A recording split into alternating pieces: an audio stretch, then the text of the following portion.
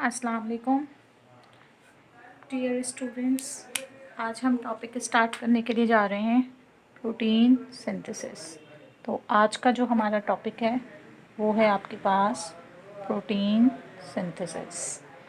Protein synthesis का ही second name जो है वो है आपके पास जीन्स एक्सप्रेशन। तो हमारे पास आज का जो हमारा टॉपिक है वो आपके पास क्रोमोसोम्स एंड डीएनए का थर्ड लेक्चर है, जिसके अंदर हम क्या स्टडी करने जा रहे हैं आज, प्रोटीन सिंथेसिस। तो जब हम प्रोटीन सिंथेसिस की बात करते हैं बेटा, तो प्रोटीन सिंथेसिस को हमने 2 पार्ट्स में डिवाइड किया है। इसका फर्स्ट पार्ट कहलाता है आपके पास, फर्स्ट स्टेप जो है this is called transcription. Second step जो है हमारे पास वो कहलाता है ट्रांसलेशन। तो ट्रांसक्रिप्शन एंड ट्रांसलेशन। फिर हमारे पास जब हम बात करते हैं ट्रांसक्रिप्शन की, तो ट्रांसक्रिप्शन का प्रोसेस जो है वो आपके पास होता है न्यूक्लियस में। ट्रांसलेशन का प्रोसेस जो है वो होता है साइटोप्लाज्म में। ट्रांसक्रिप्शन के प्रोसेस में हमारे पास डीएनए जो है वो यूज़ होता है, और डीएनए को यूज़ करते हुए इससे एमआरएनए तैयार किया जाता है। जबकि हमारे पास ट्रांसलेशन में जो एमआरएनए फॉर्म हो चुका है उसी एमआरएनए को यूज़ करते हुए हम प्रोटीन तैयार करते हैं। और ये पूरा प्रोसेस जो है आपके पास, इसे कहते हैं हम सेंट्रल डॉग्मा। यानी डीएनए से हम बना रहे हैं एमआरएनए और फिर एमआरएनए से बना रहे हैं हम प्रोटीन। तो इन दोनों को मिलाकर हम क्या कहते हैं, सेंट्रल डॉग्मा। तो ये प्रोसेस हमारे पास कहलाता है सेंट्रल डॉग्मा फॉर्मेशन। अब आज हम जो है वो डिटेल पढ़ेंगे सबसे पहले किसकी, ट्रांसक्रिप्शन की। तो हमारे पास प्रोटीन सिंथेसिस या जीन्स एक्सप्रेशन का जो टॉपिक है ये आपके पास जो है कितने स्टेप्स पर मुश्तमिल है, इसके 2 स्टेप हैं। फर्स्ट स्टेप क्या कहलाता है हमारे पास, ट्रांसक्रिप्शन, और सेकंड स्टेप क्या कहलाता है हमारे पास, ट्रांसलेशन। ट्रांसक्रिप्शन का प्रोसेस कहाँ हो रहा है, न्यूक्लियस में, और ट्रांसलेशन का प्रोसेस कहाँ हो रहा है, साइटोप्लाज्म में। ट्रांसलेशन की हम एक अलग वीडियो बनाएंगे, उसके अंदर आपको पूरी डिटेल समझाएंगे। और अभी जो ट्रांसक्रिप्शन का प्रोसेस हम पढ़ने के लिए जा रहे हैं, कि आप समझ लें पहले इसमें डीएनए यूज़ होता है आपके पास, और डीएनए यूज़ करता है, हम डीएनए की इंफॉर्मेशन को यूज़ करते हुए क्या बना रहे होते हैं, एमआरएनए बना रहे होते हैं। तो अब हम जो है वो आगे देखेंगे कि हमारे पास किस तरह से जो है वो ट्रांसक्रिप्शन का प्रोसेस होता है।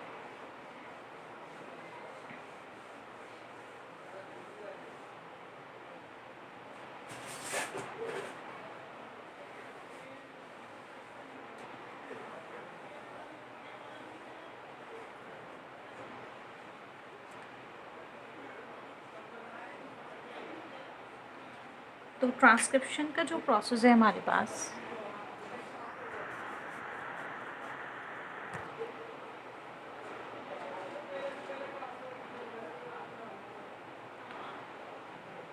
ट्रांसक्रिप्शन के प्रोसेस में हमने कहा हम क्या यूज़ कर रहे हैं, डीएनए। डीएनए को यूज़ करते हुए हम क्या तैयार करेंगे, एमआरएनए। तो डीएनए को यूज़ करते हुए हम एमआरएनए बनाएंगे। एमआरएनए के अंदर क्या होगा, एमआरएनए के अंदर तमाम इन्फॉर्मेशन होंगी डीएनए की, जिन्हें कहते हैं हम कोडिंग सीक्वेंस। तो डीएनए से जो एमआरएनए तैयार किया जाएगा उसमें सारी क्या आ जाएंगी आपके पास, कोडिंग सीक्वेंस आ जाएगी। अब ये कोडिंग सीक्वेंस किस तरह से ट्रांसफ़र होती है डीएनए से आरएनए में, ये बहुत एक लेंदी प्रोसेस है। इसमें हमें बहुत सारी चीज़ों की ज़रूरत भी पड़ती है। अब वो कौन सी चीज़ें होंगी जिनकी हमें ज़रूरत पड़ेगी, ये सब अभी आप इस वीडियो में देखेंगे, ठीक है। तो अभी हमने कहा कि ट्रांसक्रिप्शन का जो प्रोसेस है वो है क्या, बेसिकली डीएनए से एमआरएनए का बनना क्या कहलाता है, ट्रांसक्रिप्शन कहलाता है। ट्रांसक्रिप्शन के प्रोसेस के अंदर अगर हम देखें तो हमारे पास ट्रांसक्रिप्शन के जो प्रोसेस है वो कहाँ हो रहा है, न्यूक्लियस में हो रहा है। ठीक है, तो हम सबसे पहले कहाँ जाएंगे, न्यूक्लियस में जाएंगे इन सारी चीज़ों को समझने के लिए। अब आप देखें कि ये हमारे पास एक न्यूक्लियस है। ठीक है, इस न्यूक्लियस में हमारे पास ये डीएनए, सही है। अब ये जो डीएनए है, इस डीएनए को हमें क्या करना है, यूज़ करना है इंफॉर्मेशन को। इस डीएनए की इंफॉर्मेशन को हमें यूज़ करते हुए क्या तैयार करना है, इससे आरएनए तैयार करना है। अब आरएनए तैयार करने के लिए आपको पता है आरएनए कैसा होगा, सिंगल स्ट्रैंडेड होगा। ठीक है, तो हमें ये देखना पड़ेगा कि क्या होगा। अभी आप फर्ज करें कि ये एक डीएनए, ठीक है, मैंने इसको स्ट्रेट कर दिया और ये डीएनए का सेकंड स्ट्रैंड है। तो ये डीएनए का स्ट्रैंड 1 है और ये डीएनए का स्ट्रैंड 2 है। डीएनए का स्ट्रैंड 1 जो है वो 5 प्राइमर है और ये डीएनए का स्ट्रैंड किस पर ख़त्म होगा, 3 प्राइम पर। उसके बाद आपके पास ये क्या कहलाएगा, 3 प्राइम है, इसका एंटी स्ट्रैंड, तो यहाँ पर क्या होगा आपके पास 5 प्राइम। अब जो आरएनए बनेगा हमारे पास वो 5 प्राइम से 3 प्राइम की तरफ बनेगा। ये हमारे पास डीएनए, आपको पता है कि डीएनए के अंदर हमारे पास 2 तरह की सीक्वेंस होती हैं। एक को हम कहते हैं एक्सॉन और एक को कहते हैं हम इंट्रॉन। तो हमारे पास ये 2 तरह की जो सीक्वेंस हैं, एक्सॉन और इंट्रॉन, इनमें से हमारे पास एक्सॉन्स जो होते हैं वो हमें चाहिए होते हैं किसके लिए, फर्दर अमाइनो एसिड्स की इंफॉर्मेशंस को कोड करने के लिए। तो हमारी जो अमाइनो एसिड की कोडिंग सीक्वेंस होती है वो किसकी बनी हुई होती है, एक्सॉन की। लेकिन डीएनए में दोनों तरह की सीक्वेंस है, एक्सॉन्स भी हैं और इंट्रॉन्स भी हैं। तो ये दोनों कॉपी होकर किस में आ जाएंगे, एमआरएनए में। तो ऐसा एमआरएनए जो डीएनए से बनेगा और ऐसे एमआरएनए पे जिसमें दोनों तरह की सीक्वेंस होगी, coding plus non coding sequence, तो ऐसा जो आरएनए बनता है आपके पास, ऐसे आरएनए को कहते हैं प्री मैच्योर आरएनए। तो अभी हमारे पास ट्रांसक्रिप्शन के प्रोसेस में क्या बनाने जा रहे हैं, हम प्री मैच्योर आरएनए बनाने जा रहे हैं। तो अब हम ये देखेंगे प्री मैच्योर आरएनए कैसे बनता है। अब ये डीएनए यूज़ होगा, इस डीएनए को यूज़ करते हुए हम क्या बना रहे हैं, फर्स्ट करें आरएनए बना रहे हैं। तो जो आरएनए बनेगा वो भी क्या होगा आपके पास, ये फर्स्ट करें आरएनए बनकर आ गया, तो ये भी 5 प्राइम होगा आपके पास। ठीक है, और 3 पे ख़त्म होगा। तो डीएनए का वो पार्ट जो इन्फॉर्मेशन को कैरी करता है एमआरएनए बनाने के लिए, तो डीएनए के इस पार्ट को हम क्या कहेंगे, इसे कहेंगे हम टेम्पलेट। ठीक है, और इसके सामने वाला जो पार्ट है डीएनए का, ये क्या कहलाएगा आपके पास, एंटी टेम्पलेट।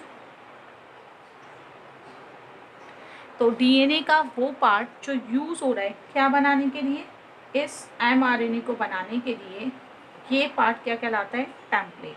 अब ये सारा प्रोसेस जो है वो डिटेल्ड है, हमें देखना है ये किस तरह से स्टार्ट होगा और इसमें किस किस चीज़ों की ज़रूरत पड़ेगी। तो आई होप कि यहाँ तक तो आपको अंडरस्टैंड हो गया है कि हमारे पास ट्रांसक्रिप्शन का प्रोसेस क्या है। एक ऐसा प्रोसेस है जिसमें डीएनए यूज़ हो रहा है और डीएनए से क्या बना रहे हैं, हम एमआरएनए बना रहे हैं। और ये जो एमआरएनए आपके पास जो डीएनए से तैयार हो रहा है, ये क्या लेकर आ रहा है, कोडिंग सीक्वेंस। कोडिंग सीक्वेंस जो होती है आपके पास वो नाइट्रोजीनस बेस और आपके पास जो न्यूक्लियोटाइड्स होते हैं जैसे डीएनए में होते हैं, बिल्कुल इसी तरह होते हैं। सिर्फ एमआरएनए में ये फ़र्क होगा कि थायमीन की जगह यूरेसिल होगी। अब हमने कहा हमारे पास क्या यूज़ हो रहा है, डीएनए यूज़ हो रहा है। डीएनए को यूज़ करेंगे हम, डीएनए के अंदर क्या होता है, डीएनए डबल स्ट्रैंडेड होता है। तो डीएनए के 2 स्ट्रैंड से एक स्ट्रैंड जो है वो 5 प्राइम है और दूसरा क्या है, 3 प्राइम है। ये एंटी पैरेलल है एक दूसरे के। फिर हमने कहा डीएनए के अंदर दोनों तरह की सीक्वेंस होती हैं, कोडिंग और नॉन कोडिंग, एक्सॉन्स भी होंगे और इंट्रॉन्स भी होंगे। तो हमारे पास एक ऐसा डीएनए जिसके अंदर एक्सॉन प्लस इंट्रॉन्स दोनों होते हैं, तो इससे हमें ऐसा ही आरएनए बन जाएगा। तो अब ऐसा आरएनए जो दोनों सीक्वेंस को लेकर आएगा, किसकी, कोडिंग और नॉन कोडिंग सीक्वेंस को, तो ऐसे आरएनए को क्या कहते हैं, प्री मैच्योर आरएनए। इसके अंदर बाद में कुछ चेंजेस आएंगे और वो चेंजेस कहलाते हैं आपके पास पोस्ट ट्रांसक्रिप्शनल चेंजेस। क्या कहलाते हैं, पोस्ट ट्रांसक्रिप्शनल चेंजेस। तो हम देखेंगे ये पोस्ट ट्रांसक्रिप्शनल चेंजेस क्या होते हैं। तो अभी तो हम ये देखने के लिए जा रहे हैं कि डीएनए से आरएनए बनता कैसे। तो इसके लिए देखते हैं कि हमारे पास कौन कौन से एंजाइम्स चाहिए होते हैं और कौन कौन सी चीज़ें चाहिए होती हैं और किस तरह से इसकी फॉर्मेशन होगी। तो इसके लिए हमें देखना है। अब हम इसको देखने के लिए जो है वो आगे चलते हैं। तो देखिए हमारे पास अब हमें जो है वो डायग्रामेटिकली जो है वो बहुत सारी चीज़ें जो हैं वो समझनी होंगी।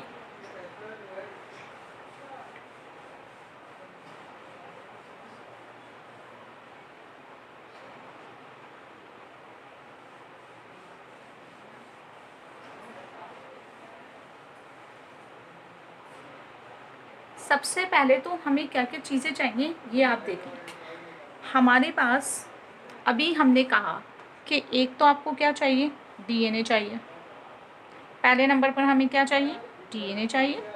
डीएनए क्या किसके तौर पे यूज़ होगा, as a source of information. तो हमारे पास पहले नंबर पर हो गया डीएनए, जो किसके तौर पे यूज़ हो रहा है हमारे पास, as a source of information. फिर सेकंड नंबर पर जो है हमें एक चीज़ चाहिए होती है, उसे कहते हैं हम प्रोमोटर, जो इस पूरे रिएक्शन को प्रोसेस करेगा। प्रोमोटर के अलावा हमें एक और एंजाइम्स चाहिए होता है जिसे कहते हैं हम आरएनए पॉलीमरेज। आरएनए पॉलीमरेज जो होते हैं वो बहुत सारी तरह के होते हैं, लेकिन आम तौर पे 3 बेसिक आरएनए पॉलीमरेज हम यूज़ करते हैं तीनों आरएनए बनाने के लिए।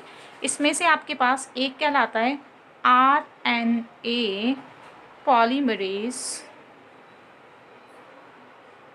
1, दूसरा कहलाता है 2 और तीसरा कहलाता है 3। ठीक है, तो हमारे पास कितनी तरह के आरएनए पॉलीमरेज हो गए, 3 तरह के हो गए। इनमें से आरएनए पॉलीमरेज 1 जो है वो आरआरएनए के लिए यूज़ होता है। आरएनए पॉलीमरेज 2 जो है वो एमआरएनए के लिए यूज़ होता है। और आपके पास टीआरएनए के लिए आरएनए पॉलीमरेज 3 यूज़ होता है। तो हमारे पास कितनी तरह के आरएनए, 3 तरह के आरएनए, और उन तीनों के लिए 3 डिफरेंट आरएनए पॉलीमरेज यूज़ होते हैं। ये आपने याद रखना है कि हमें अभी क्या बनाना है, आरएनए पॉलीमरेज 2 चाहिए, किसके लिए, मैसेंजर आरएनए के लिए। तो अभी हम क्या बनाने जा रहे हैं ट्रांसक्रिप्शन में, हम बनाने जा रहे हैं मैसेंजर आरएनए। तो हमें कौन सा आरएनए चाहिए, आरएनए पॉलीमरेज 2। उसके बाद हमारे पास चौथे नंबर पर जो चीज़ चाहिए होती है हमें, वो चाहिए होती है टर्मिनेटर।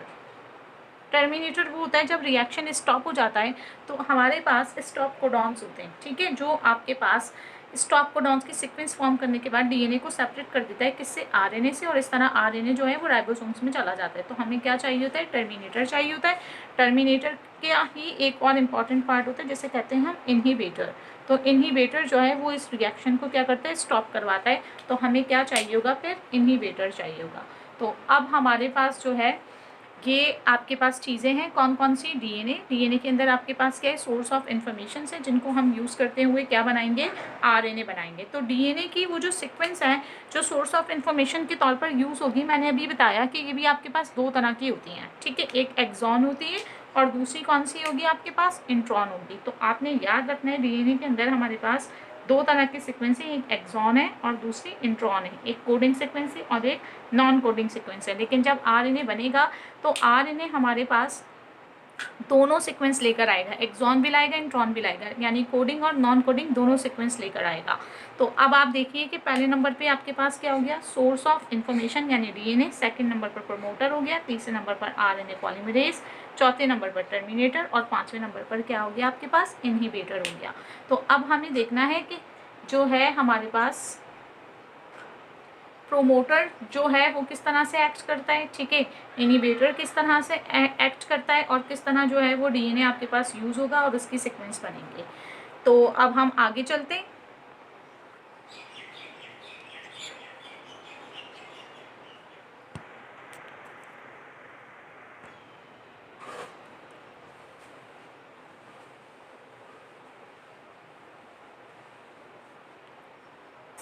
इसमें आप सबसे पहले तो ये चीज़ समझें कि हमारे पास ये एक डीएनए,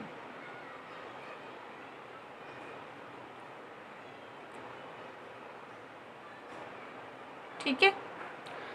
इस डीएनए के आपके पास 2 स्ट्रैंड्स हैं, इनमें से ये वाला है 5 प्राइम, एंड किसके ऊपर होगा ये आपके पास, ये हो जाएगा आपके पास 3 प्राइम, ठीक है, ये वाला। अब इसके सामने वाला जो है वो 3 प्राइम है, तो इसका ये एंड पॉइंट होगा 5 प्राइम। ये आपके पास है डीएनए। डीएनए के अंदर हमारे पास सबसे पहले ये जो डीएनए है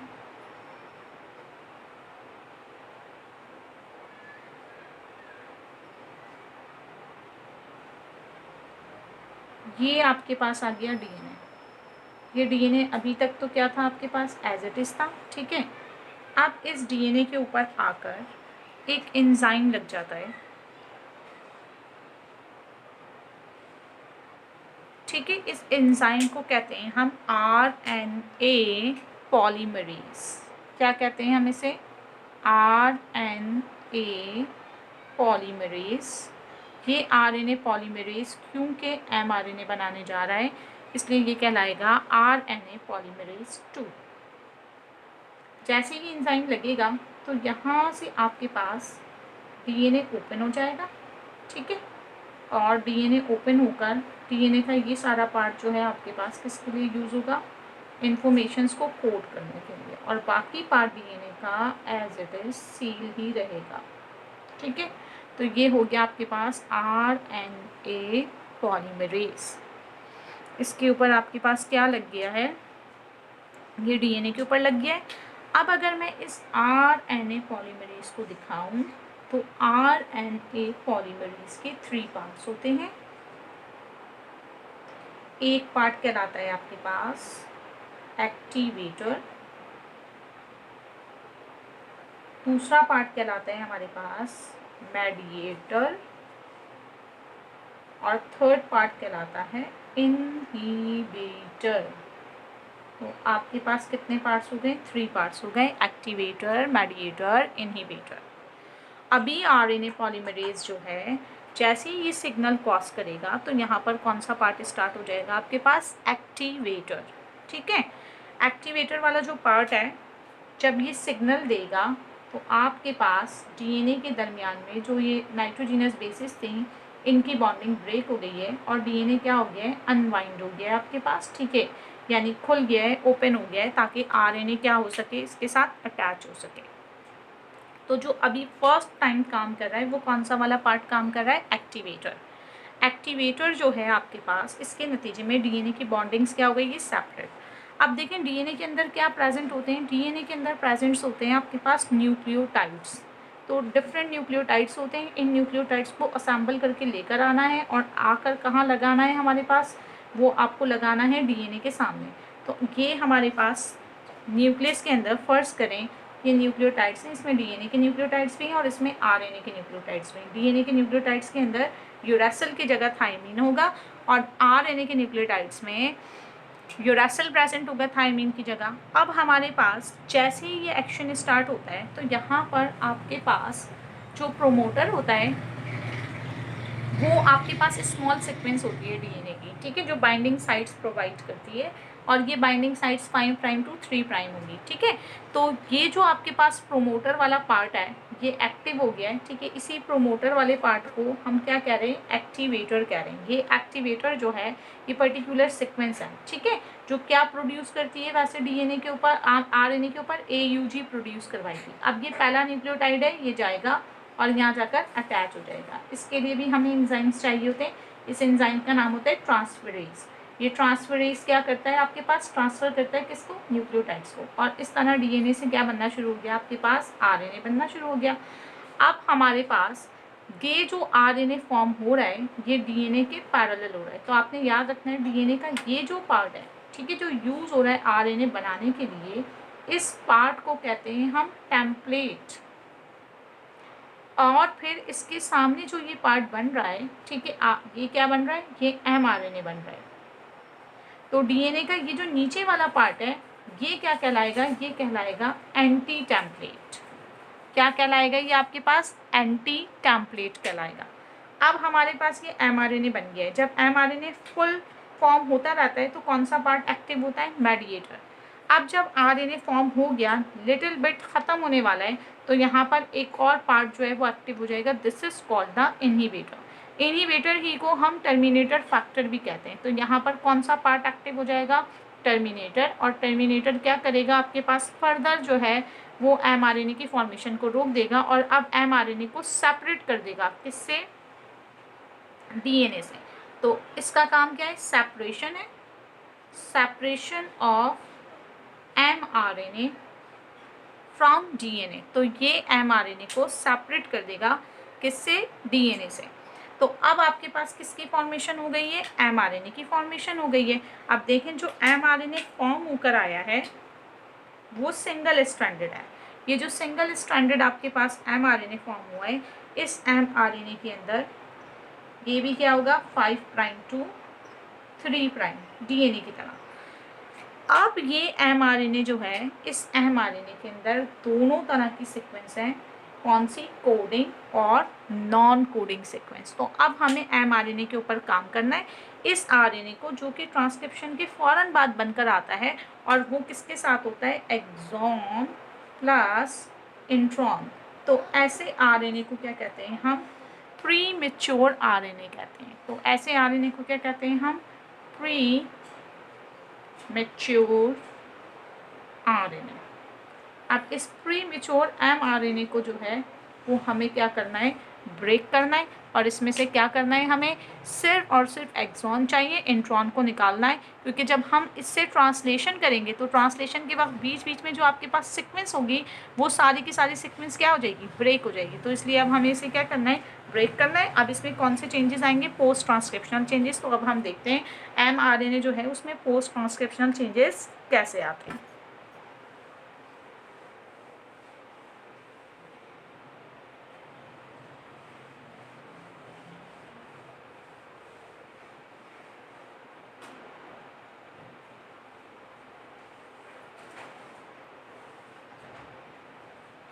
अब पोस्ट ट्रांसक्रिप्शनल चेंजेस की अगर हम बात करें तो पोस्ट ट्रांसक्रिप्शनल चेंजेस के लिए हमें पहले RNA लेना पड़ेगा, ठीक है। अभी जो बात कर रहे हैं हम किसकी करें, mRNA की। मैं इसके बाद और वीडियो बनाऊंगी, उसके अंदर आपको बताऊंगी कि tRNA और rRNA भी कैसे फॉर्म होते हैं, ठीक है। तो पोस्ट ट्रांसक्रिप्शनल चेंजेस की बात करें, पोस्ट ट्रांसक्रिप्शनल चेंजेस की बात करें तो किसके पोस्ट ट्रांसक्रिप्शनल चेंजेस की बात करें, mRNA की। तो mRNA आपके पास फॉर्म होकर आ गया, ये आपके पास है mRNA। इस mRNA में आपको 2 पार्ट्स नज़र आ रहे हैं, एक रेड कलर के और एक ब्लू कलर के। इनमें से ये जो आपके पास रेड वाले पार्ट्स हैं ये कहलाते हैं इंट्रॉन, और ये जो आपके पास पार्ट हैं ब्लू वाले ये कहलाते हैं आपके पास एक्सॉन। तो अब हमें अमीनो एसिड की सीक्वेंस के लिए ऐसा mRNA चाहिए जिसमें सिर्फ क्या हो, एक्सॉन, ताकि वो आपस में एक दूसरे के साथ लिंक कर सकें।